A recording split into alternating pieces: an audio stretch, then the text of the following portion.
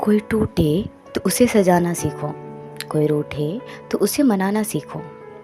रिश्ते तो मिलते हैं मुकद्दर से, बस उन्हें खूबसूरती से निभाना सीखो। हेलो दोस्तों, कार्टून ट्रेंड्स में आपका स्वागत है। मैं आ गई हूँ एक नई कहानी को लेके। ये कहानी एक पति पत्नी के रिश्ते के बारे में है। तो चलिए देखते हैं डाइवोर्स से लेकर पुनर्विवाह तक का सफ़र।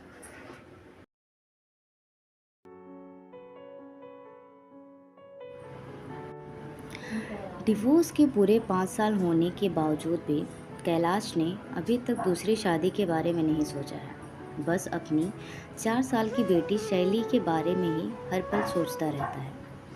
हालांकि जब से दोनों अलग हुए हैं तब से केवल एक बार ही अपनी बेटी से मिल सका है। बेचारा कैलाश। कैलाश की बुआ रानी ने अपनी फ्रेंड शीला से डिटेल शेयर की। यार क्या ही बताएं आजकल के इन बच्चों के बारे में। उम्र गुजर जाती है लेकिन फिर भी अपने पार्टनर का चुनाव नहीं कर पाते हैं। अब मेरी भतीजी को ही देख लो, पूरे 31 साल की हो चुकी है। लॉ की पढ़ाई भी पूरी कर ली, फिर भी अभी तक उसे अपनी पसंद का कोई लड़का नहीं मिला है। कहती है जब मिल जाएगा तो शादी कर लूँगी। सुन शीला, एक काम कर, मेरे कैलाश से एक बार अपनी भतीजी श्रद्धा को मिलवाने का प्लान तो कर। हो ना हो ऊपर वाले ने इनकी जोड़ी को ठीक करने की ठान ली हो। रानी ने शीतला का हाथ पकड़ लिया, पकड़ के गुजारिश की, तेरे मुंह में घी शक्कर। अगर ऐसा हो जाए तो मेरे बूढ़े भाई की बहुत बड़ी जिम्मेदारी और टेंशन कम हो जाएगी। बेचारे ताउम्र नौकरी करते रहे और अब बुढ़ापे में बेटी की शादी हो जाए इसी कामना में जी रहे हैं। शीला ने अपना दुखड़ा रोया। दरअसल ये लगभग 65 साल की महिलाएं बचपन से लेकर कॉलेज साथ में दोस्त थी। यदा कदा एक दूसरे से मिलने आती जाती रहती थी। आज शीला बड़े दिनों बाद अपनी खास दोस्त रानी के घर उससे मिलने और उसके हालचाल जानने के लिए आई हुई थी। कैलाश पेशे से बहुत बड़ा आर्किटेक्ट था। वो खुद की एक फर्म चलाता था, लेकिन जब से उसका डाइवोर्स हुआ तब से ही उसने काम पर से ध्यान हटाकर मैखाने पर ज़्यादा ध्यान लगा रखा था। शहर में उसका जितना नाम अपनी काबिलियत के लिए था, अब उससे ज़्यादा बड़ा नाम दारू पीने के लिए होता जा रहा था।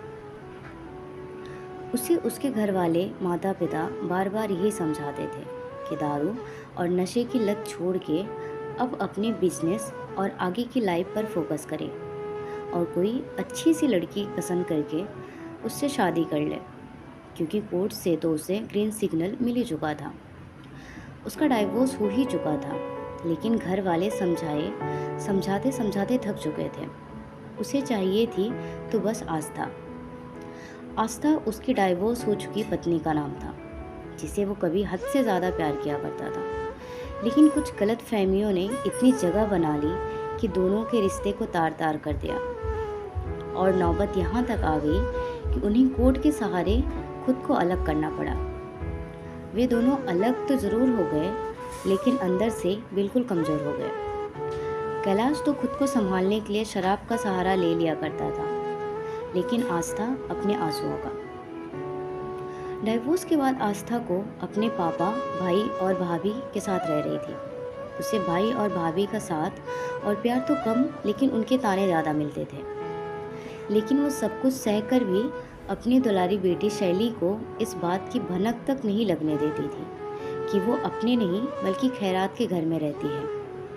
उसे अगर रोना होता था तो वो अपनी बेटी के पीछे रोती थी। उसके सामने खुद को एक स्ट्रॉन्ग सिंगल पेरेंट की तरह पेश करती थी।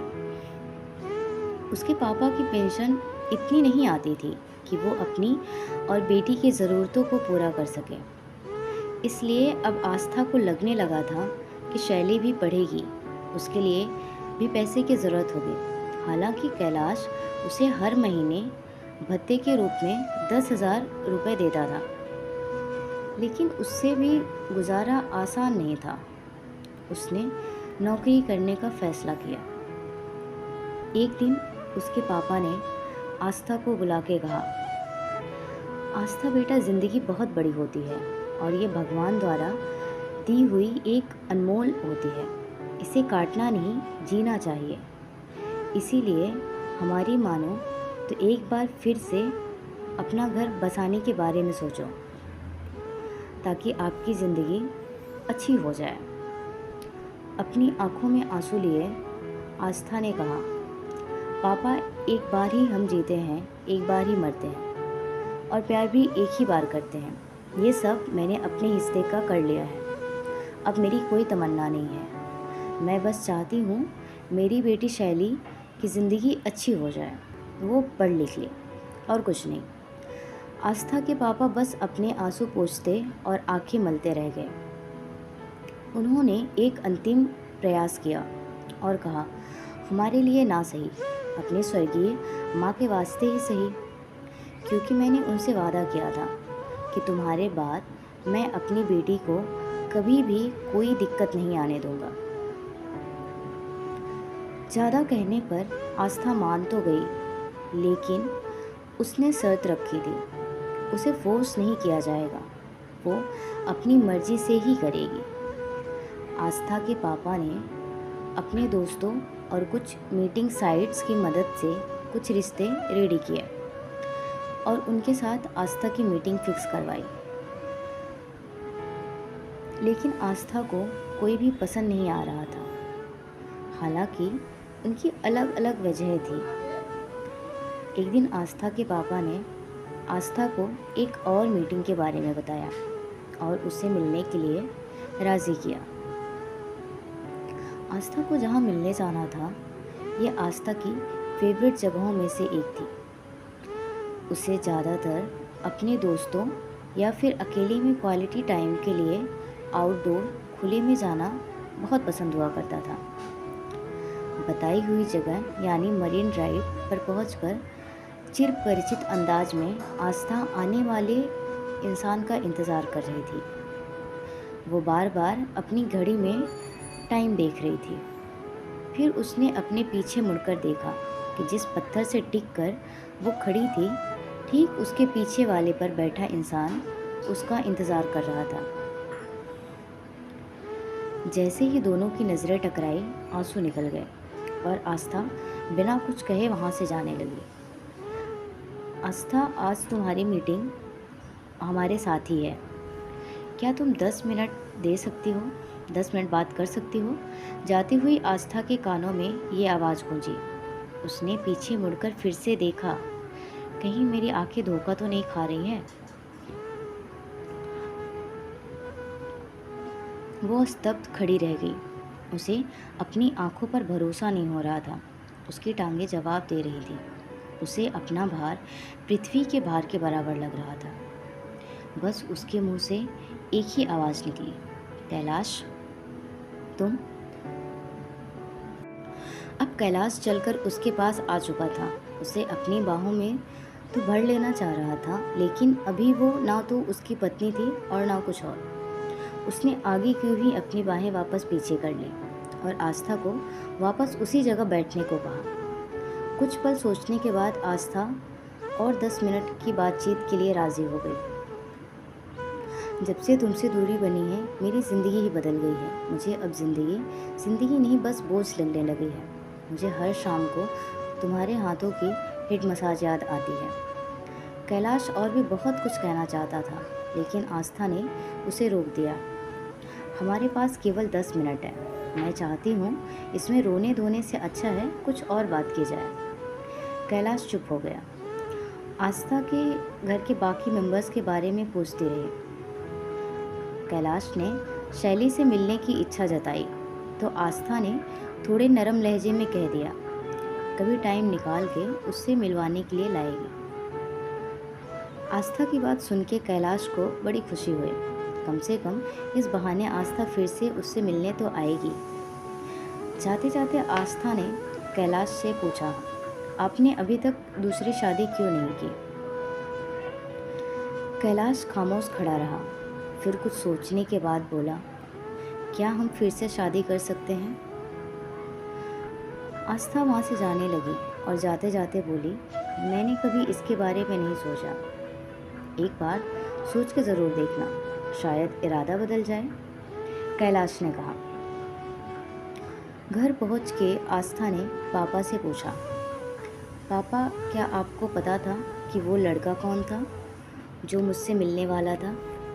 अपना चश्मा उतारते हुए पापा ने जवाब दिया, हाँ मुझे पता था, वो कैलाश था। पापा, जब आपको सब कुछ पता था फिर भी मुझे बिना बताए आपने उसके साथ मिलने क्यों भेज दिया? पापा की आंखों में आंसू थे। उन्होंने कहा, बेटा, इस उम्र में मैं नहीं चाहता कि मेरी बेटी फिर से नई शुरुआत करे। जो गलतियां हो गई उन्हें फिर से दोहराए। बच्चा, हमारे ज़माने में डाइवोर्स जैसे शब्द ही नहीं हुआ करते थे। हाँ, गलतियां होती थी, लड़ाइयाँ भी होती थी, लेकिन लड़ झगड़ कर शाम को वापस अपने हमसफ़र के पास ही आना होता था। इसलिए मैंने फिर से वही कोशिश की। शायद एक बार नज़दीक जाके देखो, हो सकता है सालों के गिले शिकवे फिर से नए रिश्ते के रूप ले लें। आस्था ने गदगद होते हुए अपने पापा को गले लगा लिया और थैंक यू कहा। पापा, मैं आज कैलाश से 10 मिनट मिली। मुझे आज उसमें पुराना कैलाश नज़र ही नहीं आया। तो फिर एक बार फिर से एक मीट और अरेंज करवाएं? नहीं पापा, अब मैं खुद ही अरेंज कर लूँगी। बहुत सोचने के बाद आस्था ने दोबारा से कैलाश के साथ डेट पर जाने का फ़ैसला किया। पहली डेट, दूसरी डेट और फिर ये सिलसिला दोबारा से शादी होने के बाद ही रुका। आस्था और कैलाश के पुनर्विवाह से दोनों फैमिली एक बार फिर से खुशी खुशी सुखी जीवन का आनंद लेने लगे। शैली का भविष्य भी उज्जवल हो गया। कैलाश एक बार फिर से शहर का सबसे जाना माना आर्किटेक्ट के रूप में मशहूर होने लगा। सब कुछ तो पहले जैसा ही होने लगा था, बस फ़र्क था तो बस इतना, इस बार कैलाश एक जिम्मेदार और भरोसेमंद हस्बैंड बन चुका था। उसे अब अपनी पत्नी आस्था और बेटी शैली में अपनी ज़िंदगी नज़र आने लगी थी। मैं आशा करती हूँ आपको ये कहानी अच्छी लगी होगी और ऐसी बहुत सारी कहानियाँ सुनने के लिए इस चैनल को लाइक, शेयर एंड सब्सक्राइब करें। Thanks for watching.